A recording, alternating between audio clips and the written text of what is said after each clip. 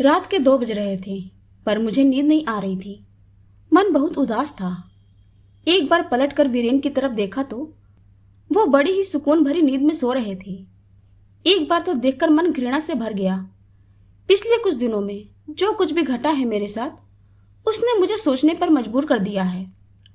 मेरा तो कोई अस्तित्व ही नहीं है। जिसने जैसा चाहा वैसा चलाया, और अब जैसा चाह रहे हैं वैसे ही सांचे में ढालने की कोशिश कर रहे हैं, और उसमें मेरे पति का योगदान सबसे ज्यादा है। मेरा नाम रिया वर्मा है। मैं अपने ससुराल में छोटी बहू हूँ।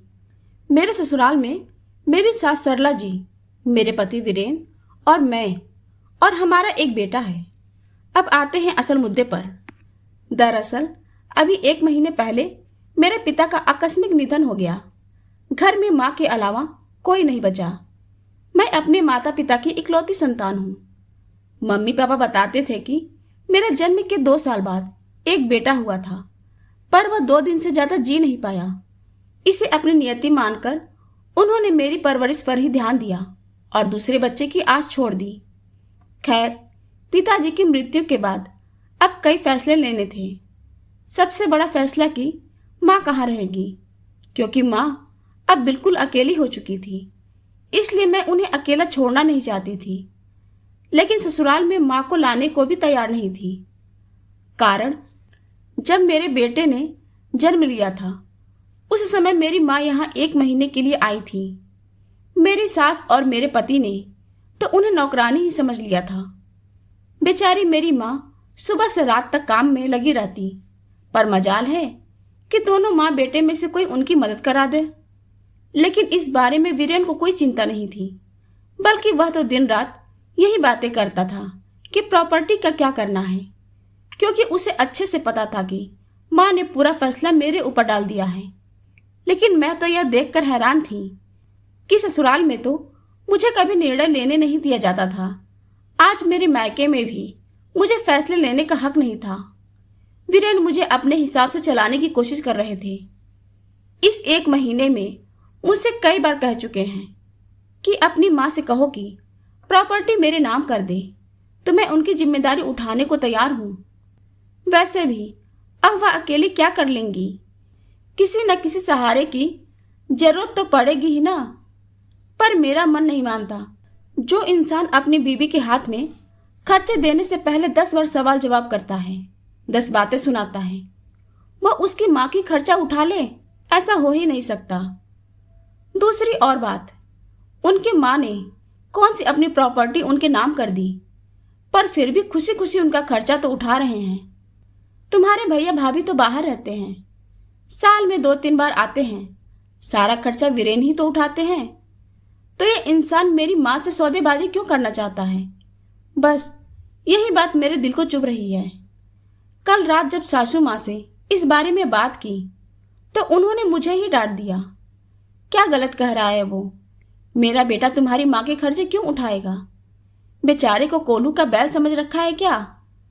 पर माँ जी, जैसे आप हमारी जिम्मेदारी हो, वैसे ही मेरी माँ भी तो हमारी जिम्मेदारी है ना। तुम मेरी बराबरी अपनी माँ से कर रही है।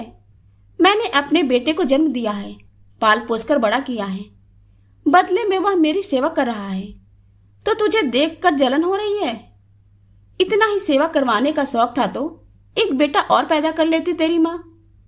और वैसे भी औरत को क्या पता कि किस तरह से फैसले लेने हैं। तेरे पापा तो रहे नहीं, अब तो निर्णय वीरेन ही लेगा ना। इसके आगे मैं कुछ कह ना सकी।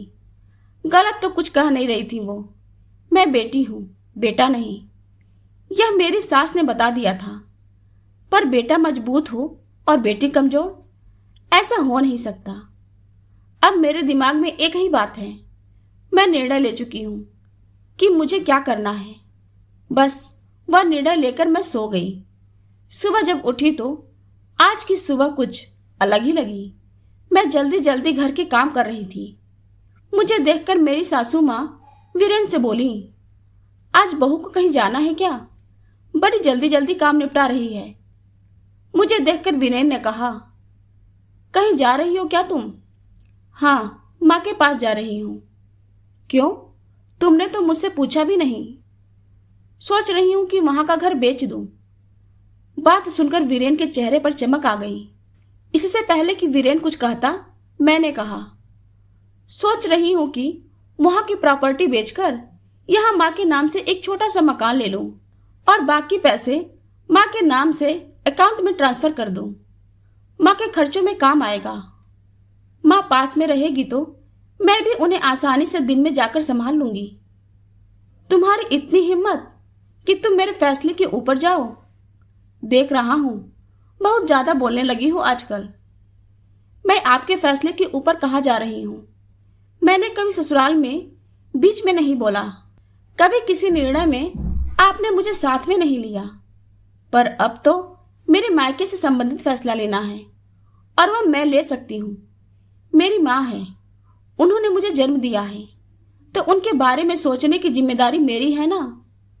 अगर मैं नहीं सोचूंगी तो लोग सौदेबाजी करने को तैयार हो जाएंगे और वो मुझे मंजूर नहीं। बहू, अपनी माँ के लिए तू हमसे लड़ने को तैयार है? अब की बार बीच में मेरी सास बोली, देखिए माँ जी, कल आप ही ने तो मुझे यह रास्ता बताया था।